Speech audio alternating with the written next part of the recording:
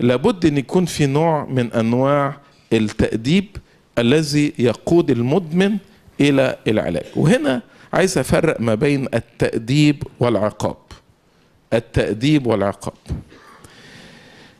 التأديب يراعي مصلحة الإنسان المدمن، هدفه علاجي وليس انتقامي. هدفه علاجي وليس انتقامي. التأديب الدافع فيه هو الحب، من يحبه الرب يؤدبه، وليس الكراهية والبغضة والانتقام.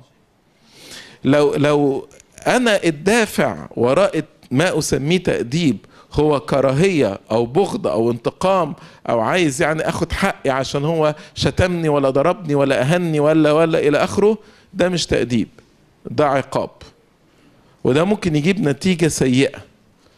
إنما التأديب هدفه الحب، هدفه علاجي، هدفه إنه ينقذ الإنسان ويساعد الإنسان ده إلى العودة إلى التوبة.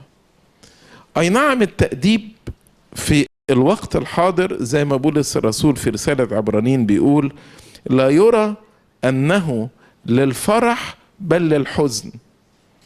يعني ممكن الإنسان اللي وقع تحت تأديب يبقى متضايق، لا يرى أنه للفرح بل للحزن، ولكنه يعطي الذين يتدربون به. وهنا كلمة التأديب ده كنوع من أنواع التدريب، يعطي الذين يتدربون به ثمر بر للسلام. ففي الآخر ده يوصل الإنسان إلى التوبة.